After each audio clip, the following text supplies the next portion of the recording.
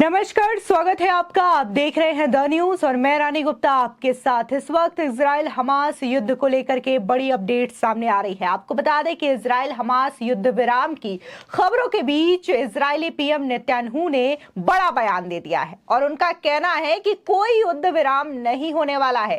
साथ ही उन्होंने ये भी कह दिया है कि हम हमास को पूरी तरीके से खत्म करके ही दम लेंगे। वहीं दूसरी ओर भारत के समर्थन पर इजरायली एक्ट्रेस रोनाली शिवोम ने आभार जताया है और काफी ज्यादा इमोशनल होती हुई उन्होंने भारत को धन्यवाद भी कहा है, जिस तरीके से भारत इस वक्त इजराइल के समर्थन में खड़ा है। आपको बता दें कि न सिर्फ इजरायली पीएम नेतन्याहू ने युद्ध विराम की खबरों को खारिज किया, बल्कि ये तक कहा है कि हम टूटे नहीं हैं और हमास को तबाह करके ही दम लेंगे। आपको बता दें कि इजराइल के काउंसिल जनरल कोबी शशानी ने भी मोहम्मद जुबैर को लेकर के कड़ी हिदायत दी है और उन्होंने साफ तौर से मोहम्मद जुबैर जिस तरीके से फैक्ट चेकिंग करते हैं और फैक्ट चेकिंग के नाम पर कहीं ना कहीं गलत बयानबाजी और गलत सूचना जो है वो लोगों के बीच प्रसारित करते हैं, तो इस चीज को लेकर के उन्होंने हमला बोला और ये कहा कि मिस्टर जुबैर इजराइल के बारे में इस तरीके से फर्जी खबरें और नफरत फैलाना बंद करें। यदि आप सचमुच अपने आप को फैक्ट चेकर मानते हैं तो इजराइल जाएं और वहां पर फैक्ट चेकिंग करें। आपको विस्तार में समझाते हैं आखिर इजराइल को लेकर के इस वक्त की अपडेट्स क्या है। दरअसल इजराइल और हमास के बीच जारी जंग ने पूरी दुनिया को सकते मिला दिया है। दोनों पक्षों की हो रही जंग लगातार खतरनाक मोड़ पर आ जा रही है। दुनिया के कई बड़े देश अपने अपने तरीके से इस युद्ध को विनाशकारी शक्ल लेने से रोकने की कोशिश कर रहे हैं। एक तरफ अमेरिका जहां इस्लामिक देशों के संपर्क में है, तो वहीं दूसरी ओर रशिया और चाइना भी बीच का रास्ता निकालने की जद्दोजहद में जुटे हुए हैं। बता दें कि इजराइल पर चरमपंथी समूह हमास के लड़ाकों ने 7 अक्टूबर को 5000 रॉकेट दागे और इजराइल के अंदर घुसकर इजरायली नागरिकों को निशाना बनाना शुरू कर दिया। इसके बाद इजराइल ने तुरंत युद्ध की घोषणा करते हुए जवाबी कार्रवाई शुरू कर दी। बता दें इसके बाद इजराइल और हमास के बीच संघर्ष पर अब 10वें दिन पहुंच चुका है।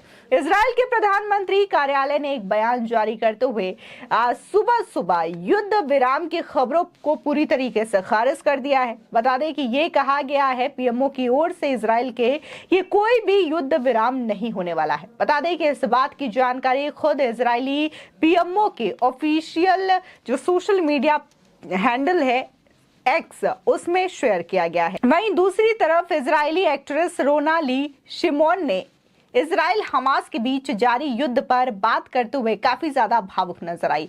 बता दें सीधे तौर पर जो शिमोन है वो इजरायली आर्मी में ज्वाइन होने के लिए तैयार हैं और हमास के खिलाफ टक्कर देने के लिए तैयार हैं। मीडिया से बात करते हुए उन्होंने भारत की तारीफ की। शिमोन ने कहा कि भारत जैसे महान सहयोगी देश के लिए वो हमेशा आभारी रहेंगी। शिमोन वेब सीरीज फौदा में निभाए अपने किरदार के लिए काफी ज्यादा फेमस हुई थी। बता दें कि इजराइल और हमास युद्ध के दौरान एक्ट्रेस शिमोन ने भारत का धन्यवाद दिया। उन्होंने कहा कि मैं भारत जैसे महान सहयोगी देश के लिए हमेशा आभारी रहूंगी। मुझे भारत के लोग बहुत अच्छे लगते हैं। मैं समझती हूं कि आप लोगों ने 7 अक्टूबर को हुए हिंसा की निंदा क्यों की।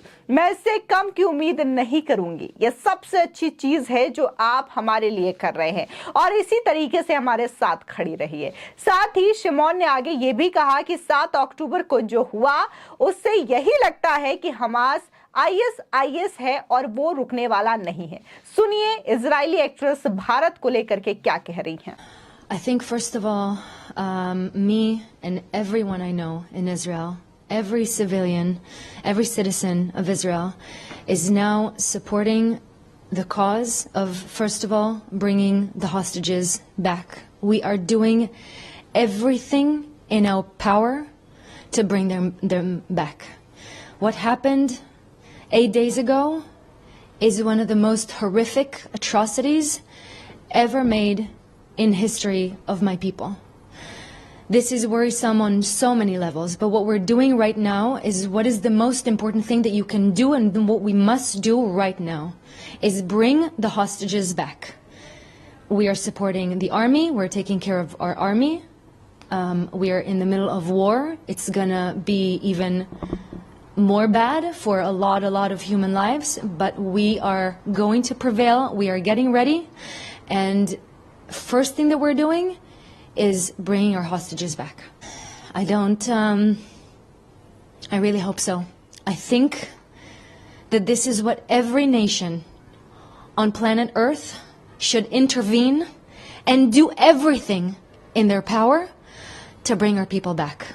Hamas took people from other 36 countries around the globe. They have people, not just Israelis, not just Jewish people. They're holding people from 36 countries from around the world. The global nations around the world should unite to do everything in their power to bring the hostages home. What is my appeal? I'm requesting for everything I have. I'm requesting for the sake of humanity. I think we are now, in a very pivotal point in history. This is going to be very simple at the end of the day. This is good against evil. And history will tell whoever was on the good side and whoever wasn't. Whoever was silent and whoever did everything in their power to help bring the people home. You know that Israel and India has a very good, close relations. Of course. I was in India 5 times. I feel grateful to have an ally, a beautiful ally like India. India is one of my favorite places on earth. I love its people. I can really understand why the first thing that you guys did was to condemn the horrible action of October 7th in Israel. I would expect nothing less, but I want to say with the utmost gratefulness in my heart, I think it's the best thing that you guys can do for us, is condemn this horrible terror and stand by our side. You know what I think? I think if you look at religion, I think religion is a beautiful thing if you make it beautiful. I think it's a human choice to use religion for the best way. I think whoever lost sight of their human spark inside of them can use religion in a very, very bad way. But I think what was shown to us on October 7th, 2023, is that Hamas is ISIS and they will not stop. वहीं Israeli PM Netanyahu ने कहा है कि Hamas ने हम पर हमले किए और सोचा कि हम टूट जाएंगे, लेकिन हम हमास को पूरी तरीके से खत्म कर देंगे। उन्होंने कहा कि एक टीम के रूप में एकजुट होकर 24 घंटे काम कर रहे हैं। हमारी एकता दुश्मन और दुनिया को एक स्पष्ट संदेश देने वाली है। पीएम नेतन्याहू ने कहा कि मैंने इस जंग के दौरान हमारे अभूत योद्धाओं को देखा जो अब फ्रंट लाइन में हैं और वे जानते हैं कि पूरा देश उनके पीछे है। हमारे योद्धा इस जंग की भयावहता को समझते हैं और वो हमारे दुश्मनों को खत्म करने के लिए किसी भी वक्त खतरनाक एक्शन लेने के लिए पूरी तरीके से तैयार है। बता दें कि इजराइल पर हमास के हमले के बाद पहली बार प्रधानमंत्री बेंजामिन नेतन्याहू ने रविवार शाम को लापता और आतंकवादी समूह की तरफ से बंदी बनाए गए लोगों के परिवारों से मुलाकात भी की है। इजराइल के पीएम के कार्यालय ने नेतन्याहू की इजरायली बंधकों के रिश्तेदारों से मुलाकात की तस्वीरें भी अपने सोशल मीडिया प्लेटफॉर्म एक्स पर पोस्ट की है, जिसमें उन्हें वो सांत्वना देते हुए देखा जा सकता है। बता दें कि इजरायली पीएमओ ने पोस्ट करते हुए लिखा कि प्रधानमंत्री बेंजामिन नेतन्याहू ने आज बंदी और लापता लोगों के परिवारों से मुलाकात की। आपको बता दें कि वहीं दूसरी ओर इजराइल के काउंसिल जनरल कोबी शुशानी ने भी बकायदा मोहम्मद जुबैर, जो कि अपने फैक्ट चेकिंग के नाम से जाने जाते हैं, उन्हें भी आड़े हाथों लिया है और बकायदा ये चेतावनी दी है कि इजराइल को लेकर के किसी भी तरीके से नफरत ना फैलाएं अपने फैक्ट चेकिंग के माध्यम से। साथ ही उन्होंने सख्त हिदायत देते हुए ये तक कह दिया कि अगर वाकई में आपको फैक्ट चेकिंग करनी है तो आप इजराइल जाएं, वहां पर इस तरीके से फैक्ट चेकिंग करें और तथ्यों को सामने लाएं। आपको बता दें कि इजराइल ने लेबनान से सटी अपनी सीमा से नागरिकों को हटाना भी शुरू कर दिया है।